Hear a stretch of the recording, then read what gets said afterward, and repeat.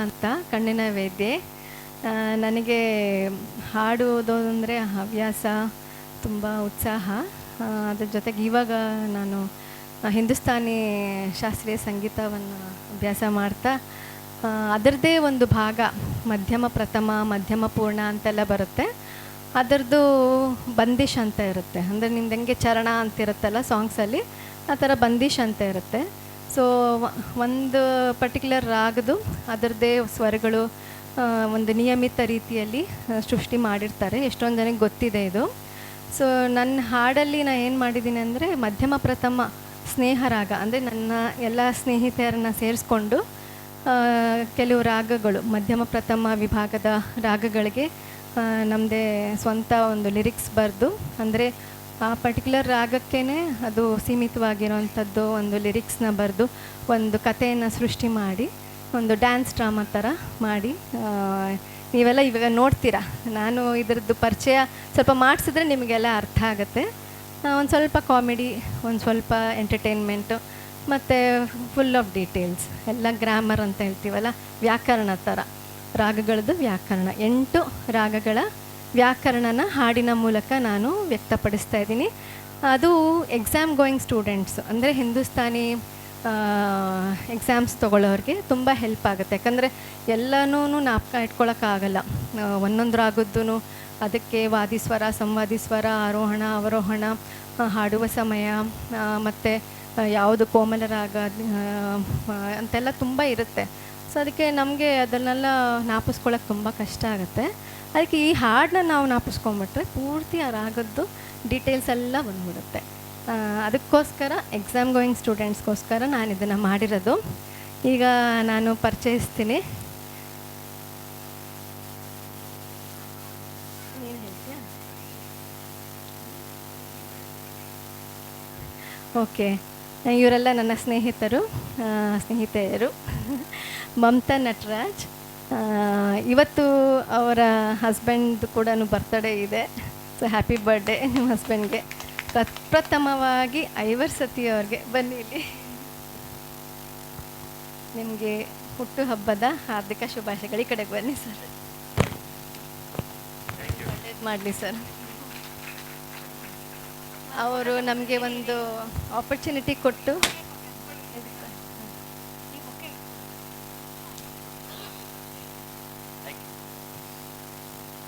ಅವರು ನಮಗೆ ಅವಕಾಶ ಕೊಟ್ಟಿದ್ದಕ್ಕೆ ತುಂಬ ಧನ್ಯವಾದಗಳು. ಜನ್ಮದಿನದ ಶುಭಾಶಯ ಐವರ್ ಸತಿ ಅಣ್ಣ ಅವ್ರಿಗೆ.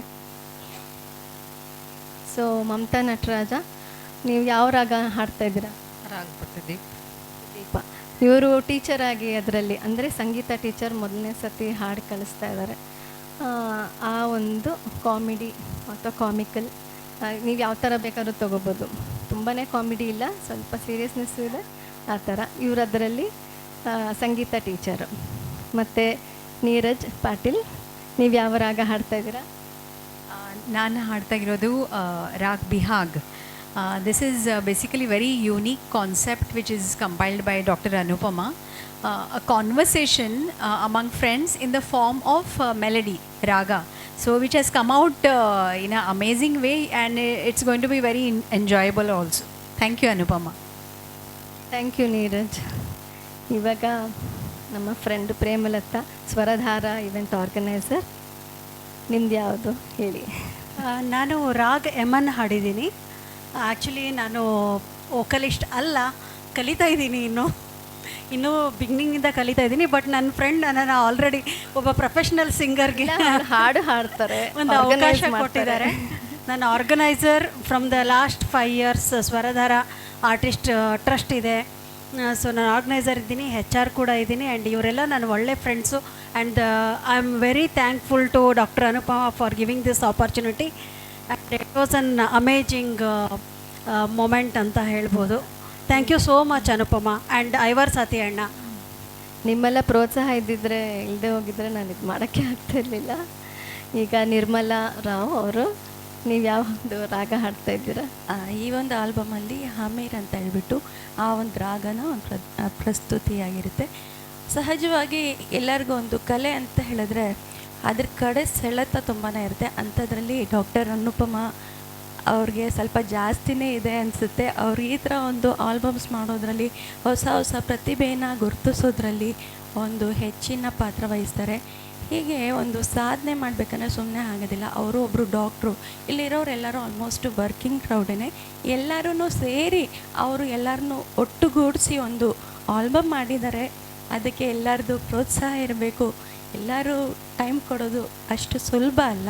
ಇವರು ತುಂಬ busy person. She is also working lady plus organiser.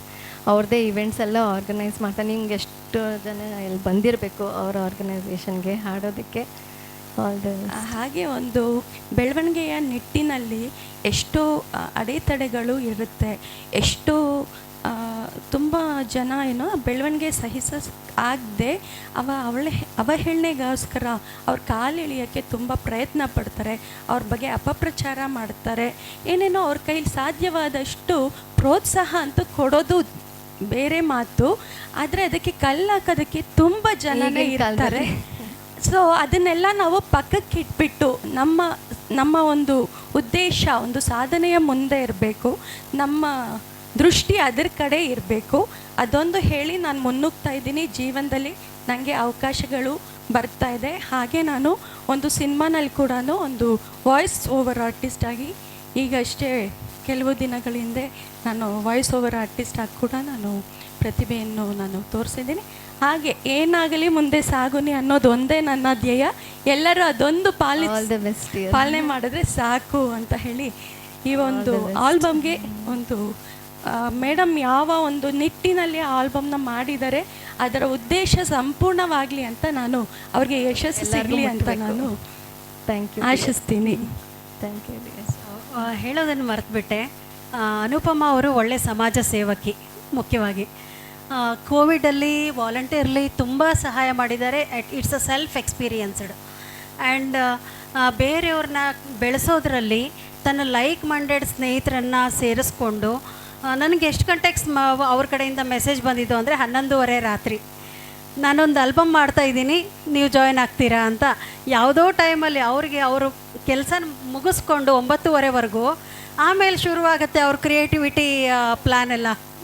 So ನಮಗೆ ಪ್ರತಿದಿನ ನಾವೆಲ್ಲ ಸೇರ್ತಾ ಇದ್ದಿದ್ದು ವಿಡಿಯೋ ಕಾಲಲ್ಲಿ ಪ್ರಾಕ್ಟೀಸಿಗೆ 9:30ಗೆ, ಪ್ರತಿದಿನ 9:30ಗೆ ನಾವೆಲ್ಲ ವಿಡಿಯೋ ಕಾಲಲ್ಲಿ ಸೇರಿಕೊಂಡು ನಮ್ಮನ್ನು ಪ್ರಾಕ್ಟೀಸ್ ಮಾಡಿಸಿ ಎಲ್ಲಿ ಏರಿಳಿತಗಳಿದ್ದಾವೆ, ಎಲ್ಲಿ ಮಿಸ್ಟೇಕ್ಸ್ ಇದೆ ಕಷ್ಟಪಟ್ಟಿದ್ದಾರೆ ತುಂಬ. ಅದು 9:30 ಊಟ ಮಾಡೋ ಟೈಮ್, ಫ್ಯಾಮಿಲಿನಲ್ಲಿ 9ರಿಂದ 9:30 ಊಟ ಮಾಡೋ ಟೈಮು. ಆ ಟೈಮಲ್ಲಿ ಕರೆಕ್ಟಾಗಿ ಇವರು ಕಾಲ್ ಮಾಡೋರು. ಸೊ ಈ ಥರದ್ದೆಲ್ಲ ತುಂಬ ನನಗೆ ಇದು 2ನೇ ಆಲ್ಬಮ್ಮು. ಒಳ್ಳೆ ಸಪೋರ್ಟ್ ಸಿಕ್ಕಿದೆ. ಆ್ಯಂಡ್ ಹಳಿಬಂಡಿ ಅವ್ರದ್ದೊಂದು ವಿಡಿಯೋ ಆಲ್ಬಮಲ್ಲಿ ಜಾಯ್ನ್ ಆದೆ. ರೀಸೆಂಟಾಗಿ ಲಾಸ್ಟ್ ವೀಕ್ ಲಾಂಚ್ ಆಯ್ತದು. ಇಟ್ಸ್ ಅನ್ ಅಪೋರ್ಚುನಿಟಿ ಅಂತ ಹೇಳ್ಬೋದು. ಬಟ್ ಕಲೆ ಪ್ರೋತ್ಸಾಹ ಕೂಡ ಅವರಲ್ಲಿದೆ ನೋಡಿ. ಸಮಾಜ ಸೇವೆ ಅಂತ ಅನ್ನೋದು ಒಂದೇ ಕಡೆ ಆದರೆ ಕಲೆ ಪ್ರೋತ್ಸಾಹ. ಆ್ಯಂಡ್ ಯಾವತ್ತೂ ಏನನ್ನೂ ಎಕ್ಸ್ಪೆಕ್ಟ್ ಮಾಡಲ್ಲ ಯಾರಿಂದನೂ. ತನಗೆ ಸರಿ ಹೋಯಿತು, ತನ್ನ ಮನಸ್ಸಿಗೆ ಇವರು ನನ್ನ ವೇವ್ಲೆಂತಿಗೆ ತಕ್ಕಂಥ ಫ್ರೆಂಡ್ಸ್ ಅಂತ ತಿಳಿದ ತಕ್ಷಣ ಎಷ್ಟೋ ಟೈಮ್ ಇರಲಿ, ಯಾವಾಗಲೂ ಇರಲಿ, ನೆನಪಿಸ್ಕೊಂಡು ಅವ್ರನ್ನ ಬರ್ಮಾಡ್ಕೊಳ್ತಾರೆ, ಅವ್ರಿಗೆ ಅವಕಾಶ ಕೊಡ್ತಾರೆ. ಅದಕ್ಕೆ ನಾನೇ ಉದಾಹರಣೆ. Thank you so much. Like minded ಅಂತ ಹೇಳಿದ್ರಲ್ಲ, ಅವರು ಅದೇ ಥರ ಡಿಟ್ಟು. ಶಶಿಕಲಾ, ನೀವು ಯಾವ ರಾಗ ಹಾಡ್ತಾ ಇದ್ದೀರಾ? ಈ ಆಲ್ಬಮಲ್ಲಿ ನಾನು ಹಾಡಿರೋದು ರಾಗ್ ಅಸಾವರಿ ಅಂತ. ಅನುಪಮ ಅವರು ಈ ಕಾನ್ಸೆಪ್ಟಿಗೆ ನನ್ನನ್ನು ಫಸ್ಟ್ ಅಪ್ರೋಚ್ ಮಾಡಿದಾಗ ನನಗೆ ಆ್ಯಕ್ಚುಲಿ ಏನೂ ಗೊತ್ತಿರಲಿಲ್ಲ, ಏನಿದು ಅಂತಲೂ ಐಡಿಯಾ ಇರಲಿಲ್ಲ. ಆಮೇಲೆ ನಿಧಾನಕ್ಕೆ ಹೋಗ್ತಾ ಹೋಗ್ತಾ ಇಲ್ಲ ಇದು ಈ ಥರ ನಾನು ಒಂದು ಆಲ್ಬಮ್ ಮಾಡ್ತಾಯಿದ್ದೀನಿ, ಅದಕ್ಕೆ ಒಂದು ಲಿರಿಕ್ಸ್ ಬರೆದಿದ್ದೀನಿ ಅಂತ ಅಂದ್ಬಿಟ್ಟು ಅವರು ಎಲ್ಲ ಒಬ್ಬೊಬ್ಬರಿಗೆ ಒಂದೊಂದು ರಾಗವನ್ನು ಕೊಟ್ಟು ಅವರಿಗೆ ಅವ್ರದ್ದೇ ಆದಂಥ ಓನ್ ಲಿರಿಕ್ಸನ್ನ ಬರೆದು ಎಲ್ಲ ಅವ್ರದ್ದೇ, ನಮ್ದು ಏನೂ ಇಲ್ಲ ಇವರು ಹೇಳ್ಬೇಕಂದ್ರೆ. ಪಾಪ ಹುಷಾರಿರ್ಲಿಲ್ಲ ಅವಾಗ, ಆದರೂ ಕೂಡ ಒಪ್ಕೊಂಡ್ರು. ಆಮೇಲೆ ಈಗ ಡಾಕ್ಟರ್ ಆಗಿ ಇದರಲ್ಲಿ ಪಾತ್ರ ಅವರು ಲೇಡಿ ಡಾಕ್ಟರ್. ಅವ್ರು ಡಾಕ್ಟ್ರು, ನನ್ನನ್ನು ಡಾಕ್ಟರ್ ಮಾಡಿದ್ದಾರೆ ಈ ಆಲ್ಬಮ್. ನಾನು ಯಾವಾಗಲೂ ಅಷ್ಟೇ, ನಾನು ನರ್ಸ್ ಆಗ್ತೀನಿ, ಇಲ್ಲದ್ರೆ ಬೇರೆ ಏನಾದರೂ ಆಗ್ತೀನಿ, ಡಾಕ್ಟರ್ ಪಾತ್ರ ಮಾಡಲ್ಲ. ಸೊ ಹಾಗಾಗಿ ನಾನು ಆಮೇಲೆ ಸ್ಲೋಲಿ ಹೋಗ್ತಾ ಹೋಗ್ತಾ ನನಗೆಲ್ಲ ಅರ್ಥ ಆಯ್ತಾ ಹೋಗ್ತು. ಆಮೇಲೆ ನಾನು ಸ್ವಲ್ಪ ಚೆನ್ನಾಗಿದೆ ಕಾನ್ಸೆಪ್ಟು ಅಂತ ಅಂದ್ಬಿಟ್ಟು ಎಲ್ಲರಿಗೂ ಇಷ್ಟ ಆಯಿತು. ತುಂಬ ತುಂಬ ಡಿಫ್ರೆಂಟ್ ಆಗಿ ಥಿಂಕ್ ಮಾಡ್ತಾರೆ ಅನುಪಮ ಅವರು. ಅದೆಲ್ಲ ಸಾಮಾನ್ಯವಾಗಿ ಎಲ್ಲರಿಗೂ ಬರೋವಂಥದ್ದಲ್ಲ, ಅದು ಅವ್ರದ್ದೇ ಡಿಫ್ರೆಂಟ್ ಐಡಿಯಾಸು, ಅವ್ರದ್ದೇ ವ್ಯೂಸ್ ಇದೆ. ಏನೋ ಒಂದು ಇದರಲ್ಲಿ ಐಡಿಯಾ ಇಟ್ಕೊಂಡು ಮಾಡ್ತಾರೆ. ಅದರಲ್ಲಿ ನಾನು ಫಸ್ಟ್ ಟೈಮ್ ಭಾಗಿಯಾಗಿರೋದು ನನಗೆ ತುಂಬ ಖುಷಿ ತಂದಿದೆ. ಹೌದು, ಎಲ್ಲರ ಸಹಕಾರ ಇದೆ, ಅದು ಇಂಪಾರ್ಟೆಂಟ್. ನನಗೆ ಗೊತ್ತಿರಲಿಲ್ಲ, ಬೇರೆ ಕೆಲವರಂತೂ ಸೆಕೆಂಡ್ ಟೈಮ್, ಬಟ್ ನಾನು ಫಸ್ಟ್ ಟೈಮ್ ಇದರಲ್ಲಿ ಇನ್ವಾಲ್ವ್ ಆಗಿರೋದು. ತುಂಬ thanks Anupama, thank you so much. Welcome dear. Hello. ನೀವೇ ಹೇಳಿ. ನನ್ನ ಹೆಸರು ಅನನ್ಯ ಸಿಂಗ್ ಅಂತ. ನಾನು ಈ ಆಲ್ಬಮಲ್ಲಿ ನಾನು ಒಬ್ಬಳು ಪಾತ್ರಧಾರಿ. ನನಗೆ ಈ ಅವಕಾಶ ಮಾಡಿಕೊಟ್ಟಂಥ ಡಾಕ್ಟರ್ ಅನುಪಮ ಅವರಿಗೆ ತುಂಬ ಹೃದಯದ ಧನ್ಯವಾದಗಳು. ಏನಿದೆ ಅದರಲ್ಲಿ ಅಂತ ಈಗ ವಿಡಿಯೋ ಹಾಕಿದಾಗ ತಮಗೆ ಎಲ್ಲರಿಗೂ ಗೊತ್ತಾಗುತ್ತೆ. ಈ ಆಪರ್ಚುನಿಟಿಗೆ ಅವಕಾಶ ಮಾಡಿಕೊಟ್ಟಿರುವಂಥ ಐವಾರ್ ಸತೀಶ್ ಸರ್ಗೆ ನಮ್ಮೆಲ್ಲರ ತಂಡದಿಂದ ತುಂಬ ಹೃದಯದ ಧನ್ಯವಾದಗಳು. ಹಾಗೂ ಅನುಪಮ ಮೇಡಮ್ ಮಾಡುವಂಥ ಎಲ್ಲ ಅವರ ಒಂದು ಪ್ರಾಜೆಕ್ಟಿಗೆ ಆಲ್ ದ ಬೆಸ್ಟ್ ಹೇಳಕ್ಕೆ ಇಷ್ಟಪಡ್ತೀನಿ. Thank you. ಇವರು ನನಗೆ ತುಂಬ ಚೆನ್ನಾಗಿ ಸಹಕರಿಸಿದ್ದಾರೆ. Ever indebted to you. ಮತ್ತು ಮಧು ವಶಿಷ್ಠ ಅಂತ, ಇವರು ನಮ್ಮ ಮ್ಯೂಸಿಕ್ ಪ್ರೋಗ್ರಾಮರ್. ಇವರು ಆ್ಯಕ್ಚುಲಿ ಬೇಸಿಕಲಿ ಕರ್ನಾಟಕ ಶಾಸ್ತ್ರೀಯ ಸಂಗೀತದಲ್ಲಿ ಅವರು ಯಾವಾಗಲೂ ಮ್ಯೂಸಿಕ್ ಮಾಡ್ತಾ ಇದ್ದಿದ್ದು. ಇವಾಗ ನಾನು ಏಕ್ದಮ್ ಅವ್ರಿಗೆ ಹಿಂದೂಸ್ತಾನಿ ಕೊಟ್ಬಿಟ್ಟೆ. ಸೊ ಅವರು ಸ್ಟಾರ್ಟಿಂಗ್ ಪೇರೆಂಟಲ್ ರಾಗ್ ಅಂತೀವಲ್ಲ, ಥಾಟಿಂದ ತೊಗೊಂಡು ಒಂದೊಂದು ರಾಗನೂ ಸ್ಟಡಿ ಮಾಡಿ, ಅದಾದಮೇಲೆ ಅದಕ್ಕೆಲ್ಲ ತಾಳ, ನಾನು ಇದೇ ತಾಳ ಬೇಕು ಅಂತ ಹೇಳಿದ್ದೆ, ಆ ತಾಳನ ಅವ್ರು ಕಲ್ತ್ಕೊಂಡು ಆಮೇಲೆ ಇದನ್ನು ಮಾಡಿರೋದು. ನಾವು ಬರೀ ಪ್ಯೂರ್ ಹಿಂದೂಸ್ತಾನಿ ಇನ್ಸ್ಟ್ರೂಮೆಂಟ್ಸ್ ಮಾತ್ರ ಉಪಯೋಗಿಸಿದ್ದೀವಿ, ವೆಸ್ಟರ್ನ್ ಇನ್ಸ್ಟ್ರೂಮೆಂಟ್ಸ್ ಉಪಯೋಗಿಸಿಲ್ಲ ಇದಕ್ಕೆ. ಮಧು. ಎಲ್ಲರಿಗೂ ನಮಸ್ಕಾರ. ನನ್ನ ಹೆಸರು ಮಧುರಾಜ್ ವಸಿಷ್ಠ ಅಂತ. ಆ್ಯಕ್ಚುಲಿ ಮೇಡಮ್ ನನಗೆ ಹಿಂದೂಸ್ತಾನಿ ಪ್ರಾಜೆಕ್ಟ್ ಕೊಟ್ಟಾಗ ತುಂಬ ಚಾಲೆಂಜ್ ಆಗಿತ್ತು. ಯಾಕೆಂದರೆ 8 ರಾಗಗಳಿದ್ದಾವೆ. 8 ರಾಗಗಳಲ್ಲೂ ಕೂಡ ಸ್ವರಗಳು ಒಂದು ರಾಗದಿಂದ ಇನ್ನೊಂದು ರಾಗಕ್ಕೆ ವ್ಯತ್ಯಾಸ ಇರುತ್ತೆ. ಸೊ ಆ ಸ್ವರ ಬಿಟ್ಟು ಬೇರೆ ಸ್ವರ ಬರೋ ಹಾಗೆ ಇಲ್ಲ, ಅದು ರೂಲ್ಸ್ ಅದು. ಸೊ ನಾನು ಕಲ್ತಿರೋದು ಕರ್ನಾಟಕ. ಸೊ ಹಿಂದೂಸ್ತಾನಿ ಚಾಲೆಂಜಿಗಾಗಿ ತೊಗೊಂಡೆ. ಫಸ್ಟಿಗೆ ಮಾಡ್ಬೇಕಾದ್ರೆ ಸ್ವಲ್ಪ ತಲೆ ಕೆಡ್ತು, ಮೇಡಮ್ ಬೇಡ ಮೇಡಮ್ ಅನ್ನೋ ಒಂದು ಮೂಡ್ ಬಂತು. ಬಟ್ ಆದರೂ ಚಾಲೆಂಜ್ ಆಗಿ, ಬೇಕೆಂದರೆ ನನಗೆ ಮ್ಯೂಸಿಕಲ್ಲಿ ಚಾಲೆಂಜಿಂಗ್ ಅಂದರೆ ತುಂಬ ಇಷ್ಟ ನನಗೆ. ಸೊ ಆದರೆ ಯಾಕಾಗಲ್ಲ, ಚಾಲೆಂಜಿಗಾಗಿ ತೊಗೊಳ್ಳೋಣ ಅಂತಂದೇಳಿ ಒಂದೊಂದು ರಾಗಗಳ ಸ್ವರಗಳನ್ನು ಸ್ಟಡಿ ಮಾಡಿ, ಈ ರಾಗನೇ ಈ ರಾಗಕ್ಕೆ ಈ ಸ್ವರನೇ ಬರಬೇಕು, ಆ ರಾಗದ ಏರಿಳಿತನ ಮತ್ತೆ ಮೇಡಮ್ ಹತ್ರ ಇಸ್ಕೊಂಡು, ಬಟ್ ಮೇಡಮ್ ಭಾಳ ತಲೆ ತಿಂದಿದ್ದೀನಿ, ಸಾರಿ ಆ್ಯಂಡ್ ಥ್ಯಾಂಕ್ ಯು. ನಿಮ್ಮ ತಾಳ ತೆಗೆದಿದ್ದೀನಿ. ಅದೇ ರಾಗ ಬರಬೇಕು, ಆಮೇಲೆ ತಬಲ ಕೂಡ ಅದೇ ಥಾಟಲ್ಲೇ ಬರಬೇಕು, ಅದೇ ಇದರಲ್ಲೇ ಬರಬೇಕು ಅಂತಂದು ಹೇಳಿದಾಗ ಸರಿ ಮೇಡಮ್ ಆಯಿತು ಅದನ್ನು ಮಾಡ್ತೀನಿ ಅಂತಂದು ಹೇಳ್ಬಿಟ್ಟು ಈ ಒಂದು ಮ್ಯೂಸಿಕ್ನ ಚಾಲೆಂಜಿಗಾಗಿ ಮಾಡಿದ್ದೀನಿ. ಆ ಸ್ವರದ ರಾಗ 8 ರಾಗಗಳ ಒಂದು ಏರಿಳಿತ, ಆ ಸ್ವರಗಳನ್ನ ತಗೊಂಡು ಅದೇ ಥರ ಕಂಪೋಸ್ ಮಾಡೋಕ್ಕೆ ಪ್ರಯತ್ನ ಪಟ್ಟಿದ್ದೀನಿ. ಅದು ಮೇಡಮ್ ಸ್ಯಾಟಿಸ್ಫೈ ಆಗಿದ್ದಾರೆ, ಅದು ಡೆಫಿನೆಟ್ಲಿ ಆಗಿದೆ. ಸೊ 8 ಜನ ಸಿಂಗರ್ಸ್. ಮತ್ತು ಇನ್ನೊಬ್ಬರು ಬರಲಿಲ್ಲ, ಸವಿತಾ ಶಂಕರ್ ಅಂತ, ಕಾರಣಾಂತರವಾಗಿ ಬರಲಿಲ್ಲ. ಅವರು ಕೂಡ ತುಂಬ ಚೆನ್ನಾಗಿ ಹಾಡು ಹೇಳಿದ್ದಾರೆ. ಮತ್ತು ವಿಡಿಯೋಗ್ರಫಿ ಮೋಹನ್ ಕೆನ್ ಅಂತ, ಅವರು ಕಾರಣಾಂತರಗಳಿಂದ ಬರೋಕ್ಕಾಗಲಿಲ್ಲ. ಸಾರಿ, ನಿಮಗೆಲ್ಲ ತುಂಬ ಕಾಯಿಸ್ದೆ ಅನಿಸುತ್ತೆ ನೋಡೋರಂತ ಇವಾಗ ವಿಡಿಯೋನ. ತುಂಬ ಧನ್ಯವಾದಗಳು ಎಲ್ಲರಿಗೂ, ಪೇಷನ್ಸ್ ಇಟ್ಟು ಕೇಳಿಸ್ಕೊಂಡಿದ್ದಕ್ಕೆ. ಲೈಟ್ಸ್ ಎಲ್ಲ ಆಫ್ ಮಾಡಬೇಕು. ಥ್ಯಾಂಕ್ಸ್.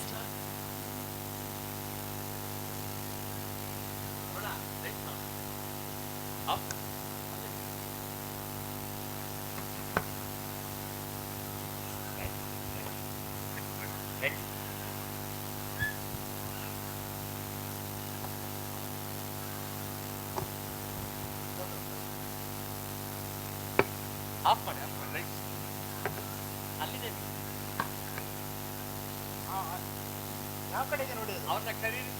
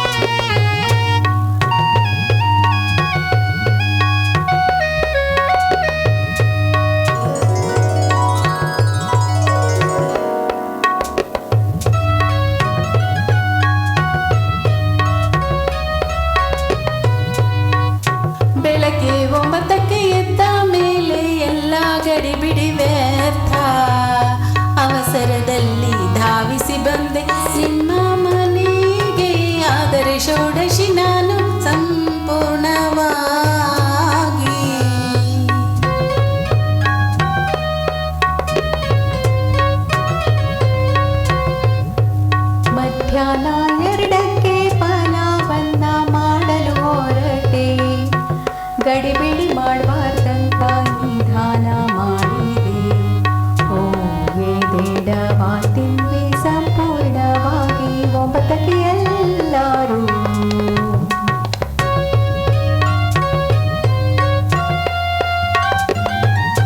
ಕಲ್ಯಾಣ ಹೊಂದಿದೆ, ಆಗಕ್ಕೆ ಹೋಗಲೇಬೇಕು. ಪುರೋಹಿತರ ಗುರ್ತು ಮಾಡಿಸ್ದೆ ನಾನು, ಸಾಕಾಗೋಯ್ತು.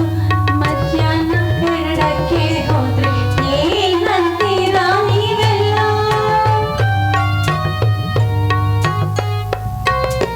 ಅರೆ ನೀವ್ಯಾಕ್ ಹೋಗ್ತೀರಾ ಕಲ್ಯಾಣಕ್ಕೆ? ಆಯ್ತು ಹೋಗಿ ನೀವು ಮಂಟಪಕ್ಕೆ. ಗಂಡು ಬರುವ ಹೊತ್ತಿಗೆ ಹೋಗಿ ತೀರಾ ಮಧ್ಯಾಹ್ನ ಬೇಡವೇ ಬೇಡ ಸಂಪೂರ್ಣ. ಎಲ್ರೂ ಬಂದ್ಮೇಲೆ 6ಕ್ಕೆ ಹೋಗಿ.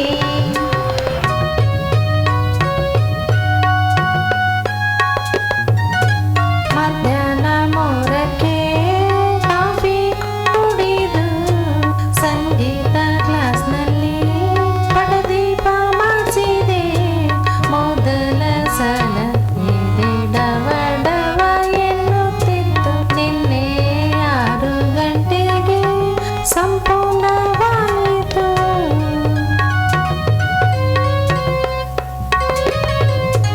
9ಕ್ಕೆ ಹೋದೆ ಸಮಾಜ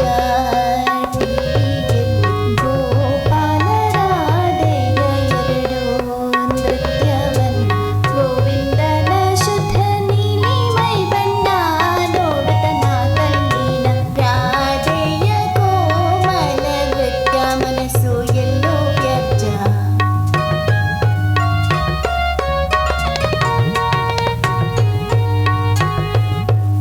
ಅವಸರದಲ್ಲಿ ಭಾವಿಸಿ ಬಂದೆ. ಬೆಳಿಗ್ಗೆ 9ಕ್ಕೆ ಆಪರೇಷನ್ ಸಂಪೂರ್ಣ. ರಾತ್ರಿಯೆಲ್ಲ ನಿದ್ದೆಯನ್ನೇ ಗೆದ್ದೆ.